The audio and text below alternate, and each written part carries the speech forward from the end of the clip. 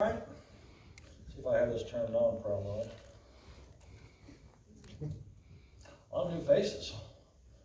Been a couple of years since I've been here. Okay, we're good.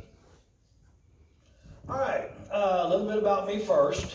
I am a retired, Shelly and I, my wife Shelly, she's there. If you know me at all, have seen me before, she always sits right there because sometimes I drone on or sometimes I can't be heard. And she's back there giving me hand signals and making fun of me and anything like that. So anyway, she's back here. She's the key to she was always the key to our operation. We were a family operation. We ran kind of on an average around 750 hives through about 7 counties in Oklahoma. We retired last June or July and have gone on to other things. So, but I still have an interest in bees, and I still enjoy teaching about bees, and I still know a lot about bees, so I'd like to share a little bit of that. Dane asked me if I would come and talk to the newer beekeepers, about some of the early spring stuff. Most of you guys are either coming through your first winter or just getting your bees this spring, and so I wanted me to kind of cover some topics that you're going to run into right away. And this is something that we see a lot in the early spring of newer beekeepers, and that's whenever they find queen cells, they have concerns about swarming, things like that. And so I'm going to cover the options. First of all, this is an overview. Every bullet point could absolutely be an hour-long topic for me. Every one of them could be in fact, I'll just leave the PowerPoint with you, and then you can have topics for the rest of the year. Go into more detail. But so we don't have that much time, so I'm going to do an overview, and I want to leave enough time at the end of each segment for as many questions as we can do, because I can't think of all the questions you guys can come up with, and so I want to make sure everybody gets the information that they want. All right, this is my soapbox right off the bat, and I always throw this in there. It irritates some people, makes some people angry, but it is absolutely the God's honest truth. And you can get mad if you want, but it's still a fact. And I'm just going to tell you these things, explain it, and then I'll move on. First of all, bee biology is absolute. There is no getting around it. Your philosophy, your theories, your thoughts on the matter are totally and completely irrelevant. The bees don't care what you think. You need to understand what the bees are thinking. Does that make a little bit of sense? Okay, we've got a million ways to keep bees. I know, where'd Carrie go? Carrie's up there. He keeps bees kind of similar to I do, so does Dane. But we have other people in here that want to go with a more natural way of doing it. Some people want to be completely treatment-free. And I have no comments on that. I was treatment-free for 17 years with a lot of hives. So I'm not against this stuff. What I am against is unnecessary beekeeper failure. And I've been tracking these classes.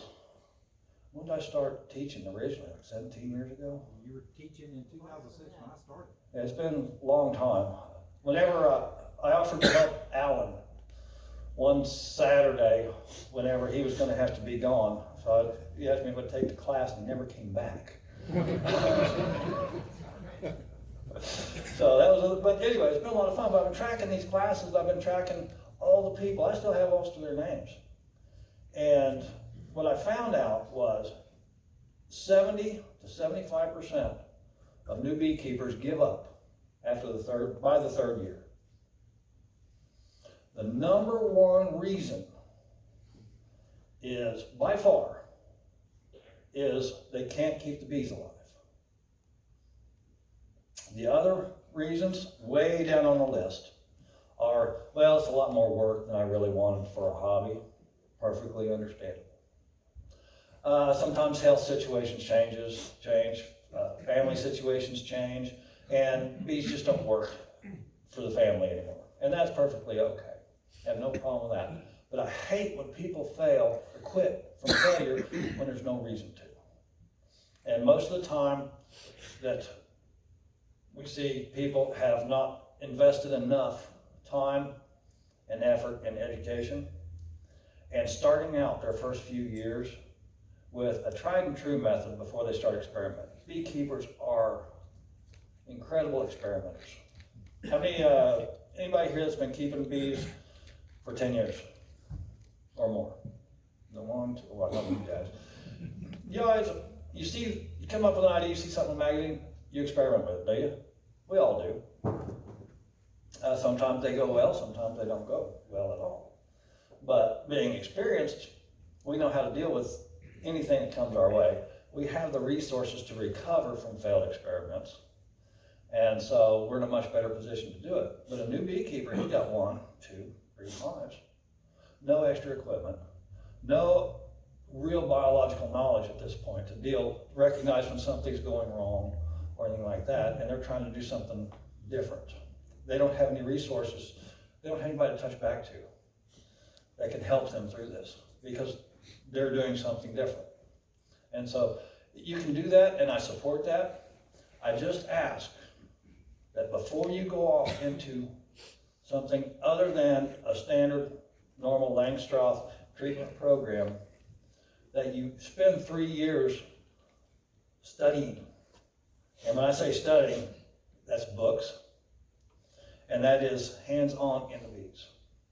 The bees will teach you more than a book ever will, and a book will teach you a lot more than YouTube will. So take advantage of all that stuff. Spend the time and learn what you need to learn before you try to go do something different. Bees will punish you for your failures. They are very exacting taskmasters. You make one mistake, and they will let you know. And usually it's pretty quick.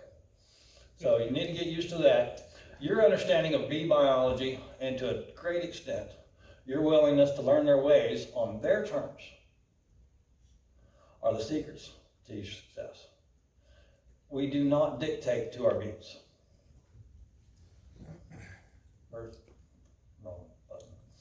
All right, the learning curve is steep and expensive. Most of you new beekeepers, first year, second year, I'm pretty comfortable saying you spend $500 to $1,000 getting started on average, sometimes more. That's a significant investment. So you don't want to lose your bees the first year, the second year. So focus on the education and studying, and pick people's brains as much as you can. You don't have the physical and financial resources to do experiments at this point. Adopt a tried and proven method of basic beekeeping to start with until you learn this. Those are a little long and I can't read that far, so I have to keep turning around. Sorry about that. The internet is your best friend and your absolute worst enemy. And I could be talking about the same video and say both things. The difference goes back to you and your education. If you understand the bee biology, then you can spot when people are doing stuff wrong. Very seldom do I find an alternative beekeeping video that has given hardly any thought to the bee biology. It's all about the presenter's business, their ideas, their stuff. We don't get sometimes it doesn't even make sense, but they're selling it, they make it sound good, and they have bees or they don't have bees. You never know, because you never know if they're telling the truth or not. But if you have an understanding of the biology, and I'm not talking about knowledge of biology, understanding it. I have knowledge of nuclear physics. E equals mc squared. I cannot build a nuclear weapon. I don't have enough understanding. It's the same thing with the bee biology, and it's about that big of a difference between the understanding and just reading it. Bees don't watch YouTube, so they don't know what you know. But it doesn't matter, because you need to know what they know. This is another one, and if you don't write anything down tonight, write this down. You can't make the bees do anything. The only way you get anything out of the bees is by creating a situation in the hive in which they want to do something specific. So I see a lot of questions, brand new foundation going in a hive. How do I make the bees draw a new comb? Well, you're not going to make them draw it. You can put all the bees in there you want, but if you haven't created the situation inside the hive that they want, where they want to build wax, they're not going to do it. And there's a little secret hidden deep in their biology. Usually by summer solstice, when days start getting a little shorter, it's almost impossible to get them to draw wax. So that's just some of those things you're going to pick up. You got to do it early in the spring. So you're not going to make them do anything. You're not going to make them raise a queen. You're not going to make them swarm. You're not going to make them not swarm. All you can do is create the situation to kind of guide them in the direction you want them to go.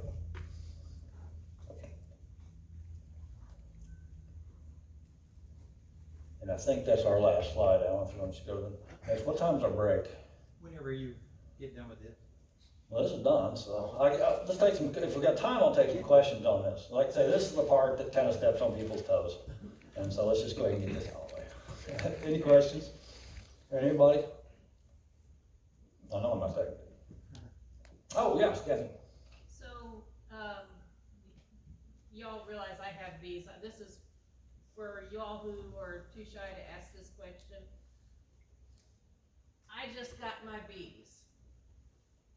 I've set them, I've picked a nice location.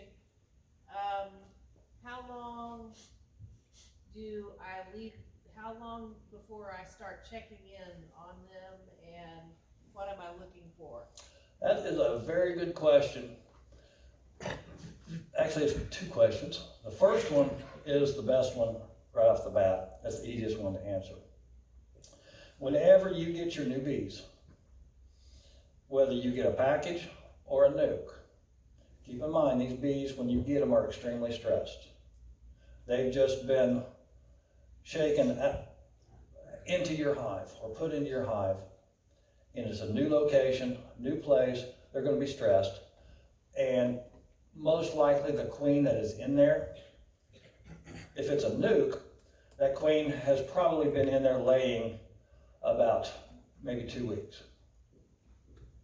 What's the first biological question you need to think about? How many of those bees belong to that queen? Not a one. Not a one. It's an established hive. She's laying, she's raising brood. Otherwise, they wouldn't have sold it to you. But those are still not her children, for lack of a better word. So, they're going to be just a little bit testy. So we have these new bees with a new queen to them. Everybody's happy, they're doing well, but we want them to settle in, because too much disruption can cause them to ball that queen. And I've seen this with queens that have been in a hive for every bit of 3 weeks. And so, nothing wrong. Just going in, doing a minor inspection, checking, basically making sure it's queen right, got eggs, got queen, got what I need. And then I look at it, again, they're balling a queen on the bottom board. That's a bad thing. So the way We've got new people that don't know what balling the queen is. balling the queen, good idea. Balling the queen is when the bees actually form a ball around the queen and generate enough heat to kill her. The same thing they do with hot wasps and hornets. And nobody knows exactly what triggers them, but it's usually stress and disruption together. So to answer her question, how long should I wait? We recommend 10 days. 10 calendar days from the time you get them home and set them down till, wait 10 days and then do your first inspection.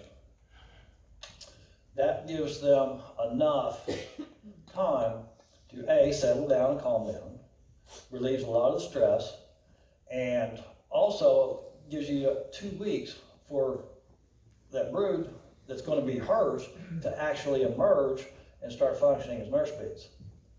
And they will actually provide some protection to that queen if there's too much disruption or stress.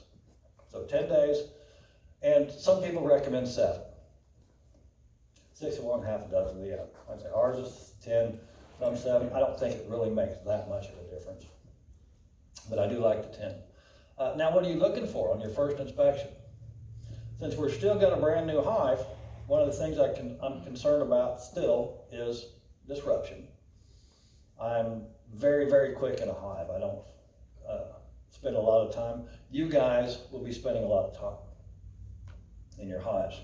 And not because you're new beekeepers, but because this is how you learn. So we're gonna wait 10 days. We'll do our first inspection. And the first inspection, we are just looking primarily for eggs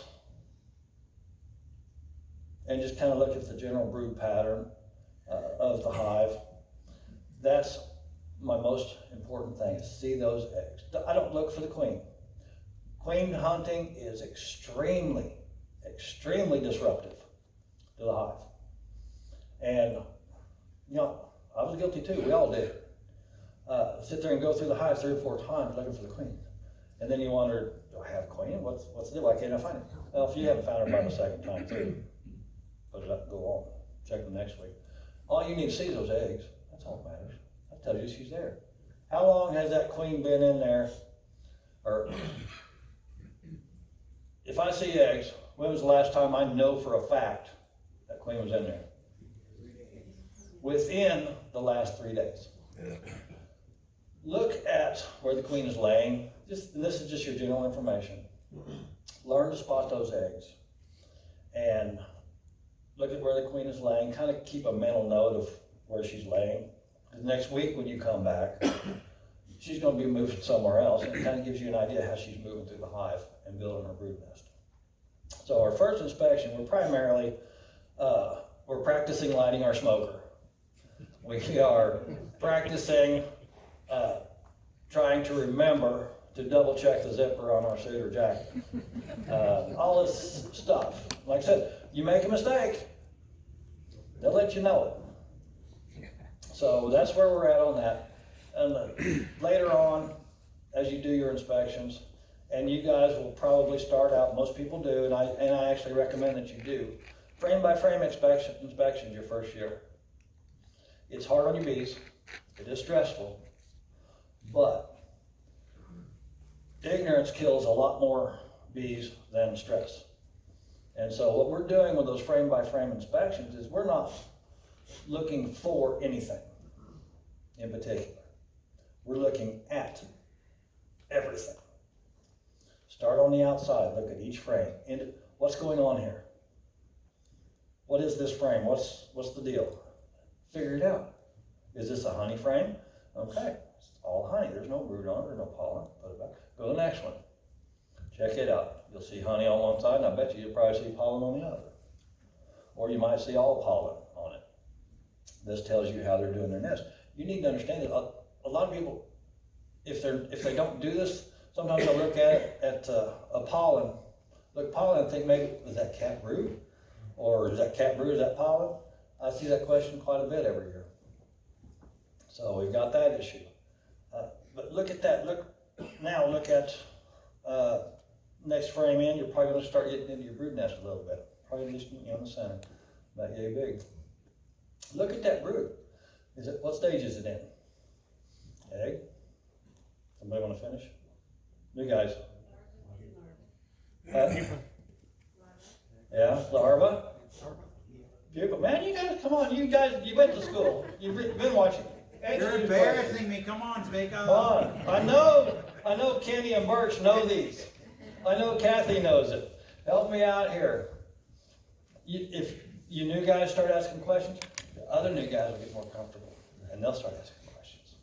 So anyway, look at the brood, different stages. The larvae will be different sizes. You know what? You can tell when that egg was laid by the size of the larva.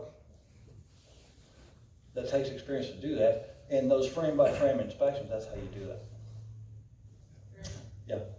Also tell them, if you don't know what's underneath, as long as it's not a clean cell, take a pipe tool, open it Yeah, up. open them up, don't hurt them. Check it out. What's underneath there? A lot of people will have trouble telling the difference between capped brood and capped honey, old capped honey especially. Pay attention to how it's capped. I won't go into the particulars of how to do it, that'll get handled in the classes. But if you don't know, take your high pull tool and open it up, scratch it off. You might sacrifice one bee, but in the process, you just learned something that's going to help you save a lot more bees. So don't worry about losing one or two bees. If you don't know, open it up and look and find out. And the other one is eggs. You can tell how old that egg is. Brand new eggs, straight up. Second day, third day. So when I'm going through there, when my queen in here, I'm not looking for the queen. So if you see eggs, oh, there's eggs. So I know it's in 3 days. I can look in there now because I know this. That egg was laid yesterday. I know I had a queen yesterday. I just narrowed down my information just from experience. So this is the purpose of your inspections the first year for the most part. It's your learning curve. One of the most distressing, let's go ahead and do a break and then we'll start on the next one. Any other questions? Oh, they're starting up, good deal. Let's go over here first. The first couple of slides, we talked about not imposing our will on the bees. Yeah. Can you give us an example of what that means or what that looks like? Basically, this goes a lot more towards the all-natural group and the treatment-free group. That is a philosophy, and it's perfectly valid. But you cannot submit your bees, whether you have resistant bees or not, or you bought resistant bees or not, you cannot force them into a treatment-free or an all-natural thing right off the bat, because you don't know when something goes wrong. You won't know when that queen gets replaced. The only reason that works is because you have a known queen from a known source. And unless you know how to spot when your queen got changed, they're gonna die. You got 3 years max of treatment-free, if you, in most cases, before that hive. Because queens, or these hives, they requeen every year, whether you requeen them or not, for the most part. I did painted queens for a long time, and very seldom did I see them last more than 2 years. About half of them last 2 years. But if the hive swarmed, that's a new queen. And so you get a lot of that. But just, I guess what I mean by that is refusing to stick to a standard, proven technique that's worked for 150 years, that people make millions of dollars doing, because you don't want to do that. Even though in your particular situation, it's what's best for the bees right now, because you don't have a lot of this knowledge to be able to, A, do this right. Treatment-free is not a method of beekeeping, it's a breeding program. And if you don't understand bee breeding, the treatment-free is not going to work. Not very well. You don't want to have to, bees are expensive. And A, you don't have to buy them every year. And B, they're animals, they're creatures. And they are under your care, so you have an obligation to take the best possible care of them that you can. And so, at least for the first 2 or 3 years, you do not learn enough about beekeeping to go all natural or treatment-free as a 3-year beekeeper. You just don't. And I hate to say that, because my first year, I was treatment-free. And the next year I bought bees. And the next year I did it again. But by then I started to kind of figure it out. And then I did pretty well for 17 years with it. And so, like I said, I'm not I'm just anti-failure. Anti-setting yourself up for failure. Does that kind of answer your question? No, perfectly. Okay, we had a couple over here too, yes. The 10-day leave them alone period Mhm. for a nuke, is that the same for introducing a queen? Also? Yes, absolutely. Did everybody hear the question? The 10-day leave them alone period for inspecting a nuke, is that the same for introducing a queen? Actually, we put tape over the queen exit hole on the cage so that the bees cannot access the candy. And we leave at least 7 days in that cage. And we get about a 96% take rate. If you put it in there like the books tell you, the old books tell you, where you got the candy plug in there, and you put it in there, and by the time the candy plug gets eaten out, then they accepted the queen. I don't know about what bees they're using, but I put a bare candy plug in there, and in 6 hours, it's gone, that queen's out, she's dead. They are phenomenal at that. So I like to keep them covered up for 7 days. It doesn't hurt them. I've forgotten them and left them in there for 14 days. Go in, she's all fat and happy. She's even dropping eggs inside the cage. And I'll open it up, pop the screen off, and let her out. She walks right in and goes to work.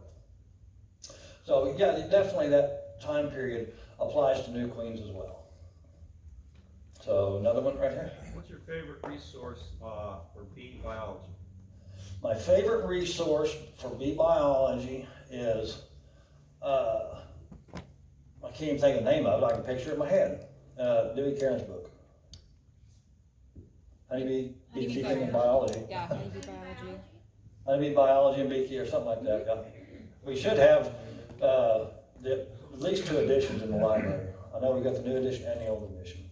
It's actually a college textbook written by Dewey Caron, and very good textbook on bee biology. And it doesn't dive down into the weeds too far. It's a really good resource for a beekeeper who's taking class, got bees, has something to go look at, to compare and learn from. But it's solid biology, and it's good explanations, and I haven't found any errors in there at all. So, which is, I mean, based on newer books, that's hard to say, yes. Got thoughts on queen excluders, whether or not you, Personal preference, what's your personal preference? yes and no. Okay. I do both, did both. We used them primarily when we were running single deeps for honey production. We would make up our hive and put on a queen excluder and a deep box as a honey super in each yard, in the yards. And then we made a lot more honey that way. I don't do it right away, okay? It's a hard management trick because you've got too many bees in too small of a space. So what's gonna happen, what's the biggest concern there, anybody? Swarming. So we don't wanna trigger that. So like I say, don't do that. But yeah, we use them for that all the time.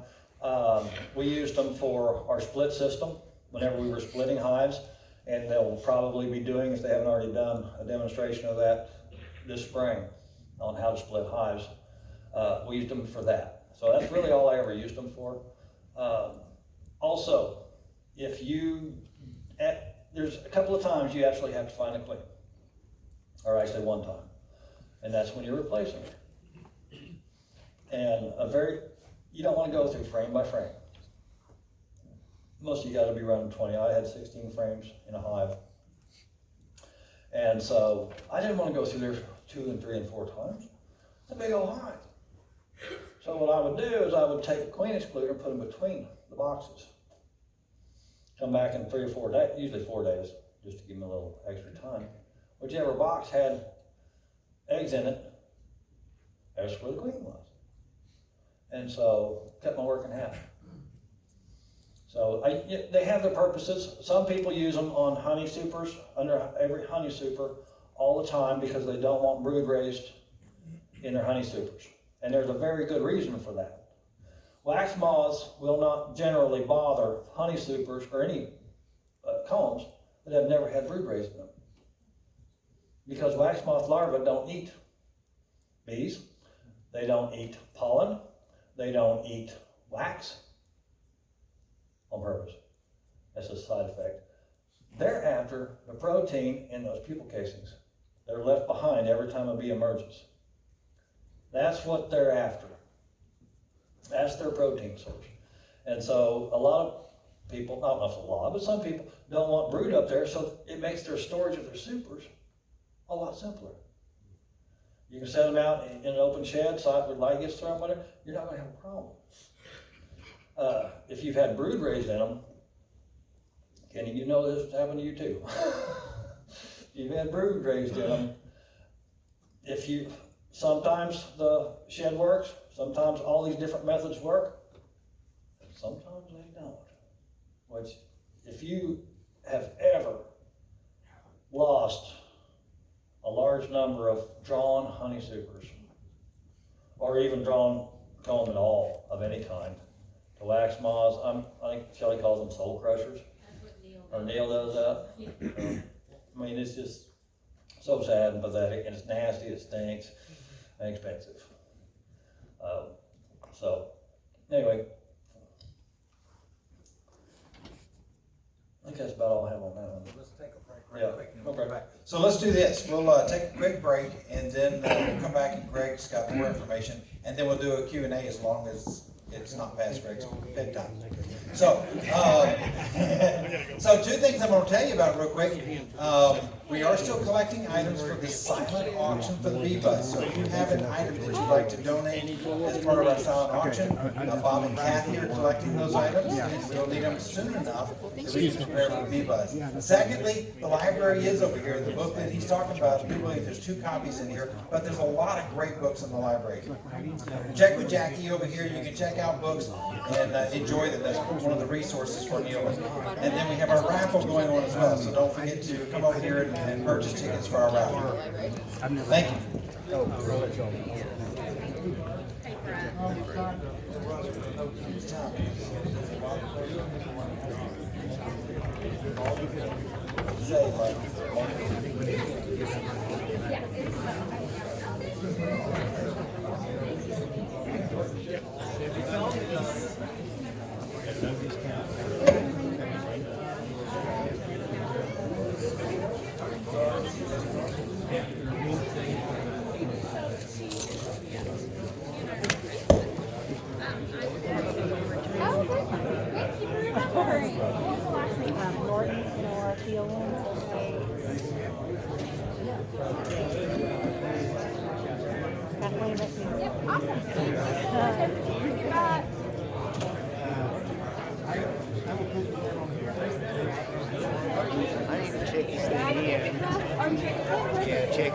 He wants to check it out, though.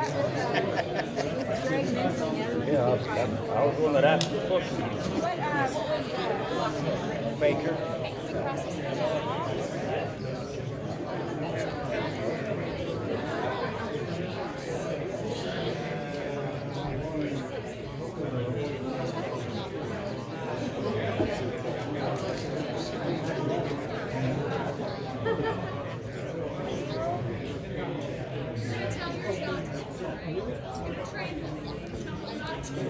Might be in the overdue section. There is one because I missed a couple of classes, a couple of meetings. Copy number 3. There's so many, there's a lot of just check it out.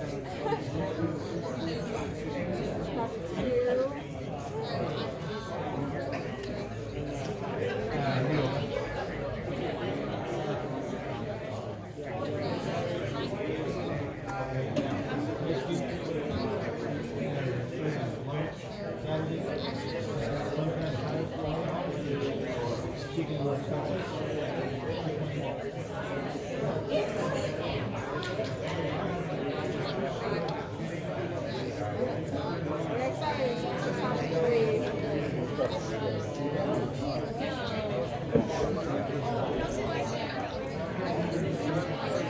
So, just speed things up while you're going through it. Here it is. She's checking this one out. There it is. Mine says A. Okay. Copy two. Copy 2, yeah. So it's going to press copy 2. Here it comes. And are you a member? Alright, I'm off. Alright, thank you. Great. You will state it, so name and number. Oh, and number 2.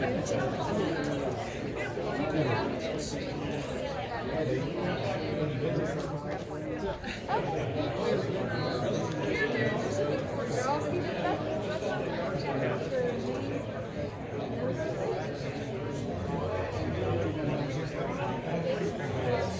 Okay, great. Thank you.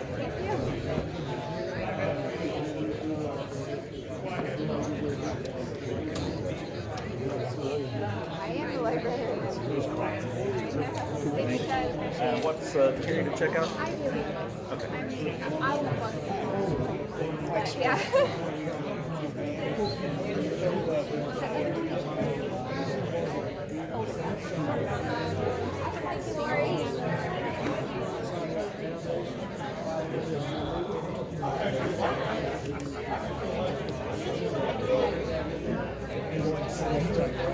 It's 2400 road.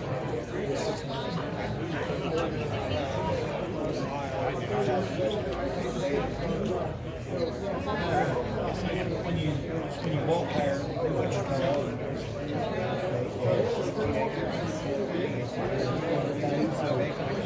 it's all been calculated.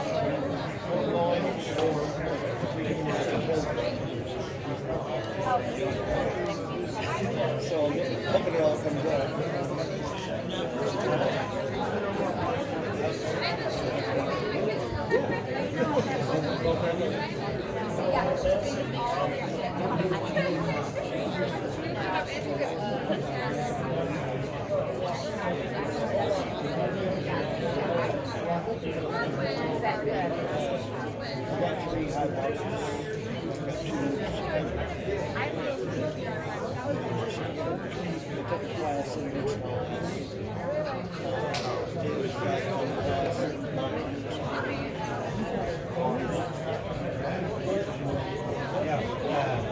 You show up, they will have your name, get your name tag and everything will go into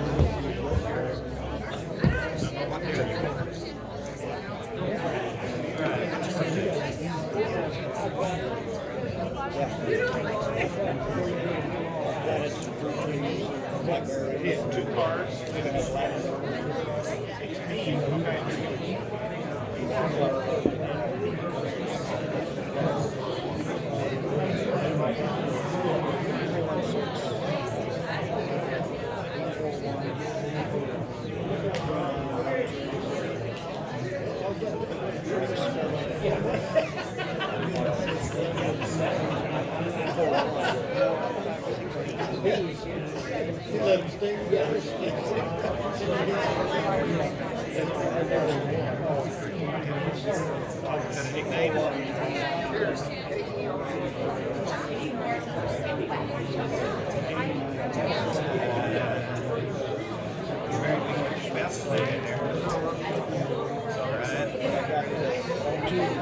was gonna buy some boxes off this. Sell them for this year. Make this year. Sky High, so we told me to store them. Two of them put together. First one took all day to put together. But I thought it would be, the foundation's already waxed, and I thought it would be a good idea. So now to get a bunch of blocks, extra. And while I was out back to the porch, it was on, here come a bunch of bees swarming around, they smelled good. So I went in.